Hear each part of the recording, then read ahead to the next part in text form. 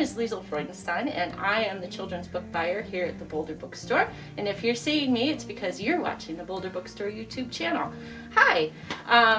We are approaching into fall. It's been a long time since I've done one of these. I was gone for the summer, but I'm super excited to be back because it is Halloween season! Woo! We do have some wonderful, fun and scary books. Some of my favorites I've brought up here to talk to you about. One of my favorite books, and this did come out last year, but it still remains top of my list of favorite books for Halloween season. It's The Little Ghost Who Was a Quilt.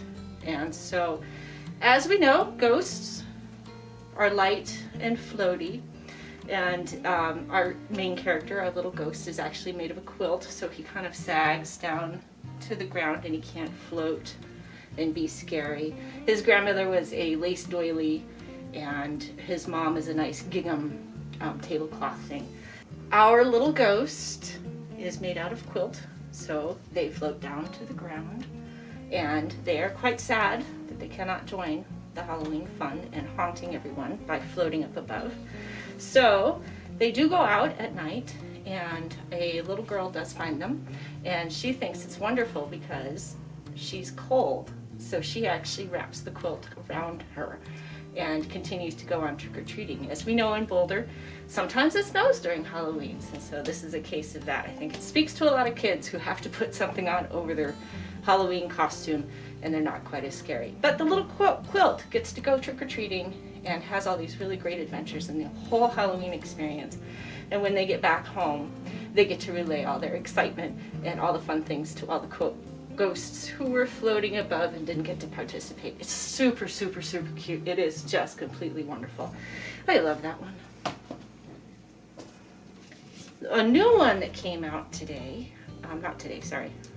earlier, is a book called Hardly Haunted. And this is a story about a house who's actually a haunted house, and they don't have anyone living in them, so they're kind of lonely. So they try very hard not to be haunted, and they try and think quiet thoughts, and they try and be silent, but they still creak and moan, and the wind howls, and they're scritching and scratching at the windows, and the house is actually kind of okay with that because it's kind of fun because there's all this sort of activity goosing around in her foundations. But she is still a little lonely because there's no family living in there with her. But she's okay for a little while for that. But then she sees a family of ghosts walking up the hill, and they come in and they start to live in her house. So she is no longer so lonely, and everyone is pleased because you can be haunted and have ghosts. It's fun. More ghosts. For the middle grade options, I've picked out Living Ghosts and Mischievous Monsters, chilling American Indian stories.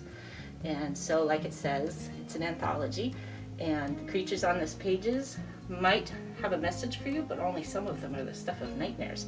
These 32 short stories, from tales passed down for generations to accounts that could have happened yesterday, are collected from the thriving tradition of ghost stories in Native American culture. So I think this will be wonderful if you're looking to share a short story every night leading up to Halloween, because there are 32 of them.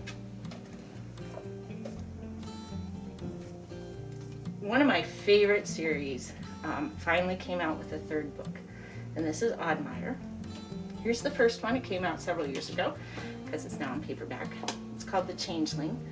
In this town, they live next to the town is situated next to a forest, kind of a deep, dark forest.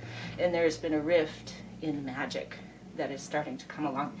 And it's kind of breaking down a little bit, so it's getting a little creepier in the forest. The town people don't go into the forest as a rule.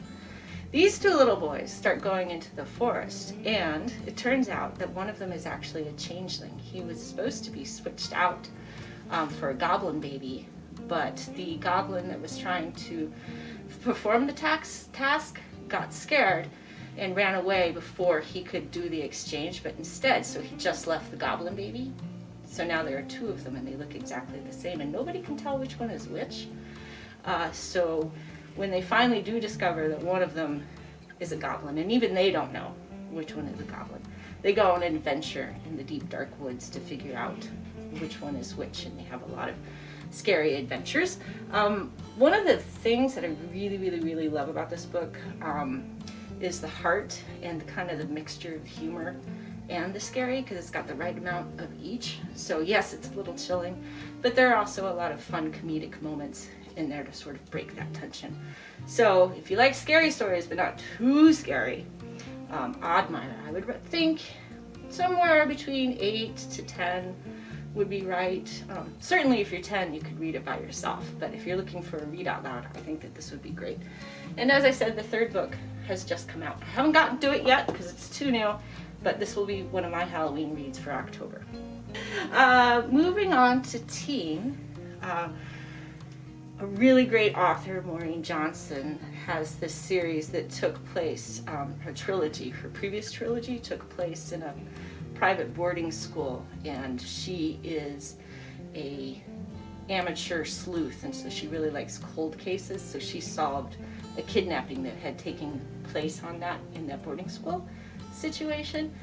Somebody has bought a summer camp, and they've hired her and her friends to come solve the murder of 4 young teenagers from that very same camp in 1978. So what we got here is a classic summer camp slasher. So that's really exciting. I'm about halfway through, and like her previous books, she sort of narrates it from both the past, so we're meeting the 4 kids and watching their last night out, and then the camp's response to that, but then also the modern sleuthing, so to speak, and they're looking for clues and meeting people 20, 30 years later. So that's really great. The Box in the Woods, good slasher. I picked this one up because I liked the cover and Witches Steeped in Gold. And it does seem like witches are going to be very hot this year. Well, hot, cold, scary. There are a lot of witch books out. So this is one of them. This one says, enemies bent on revenge, an unlikely alliance, one witch left standing. Some of the blurbs do refer to its delightfully delicious tale of witches and magical intrigue that will have you reading late into the night.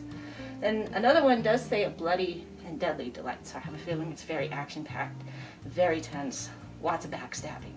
And so, hope you enjoy it. Witches Steeped in Gold. Bye guys! Thanks for watching!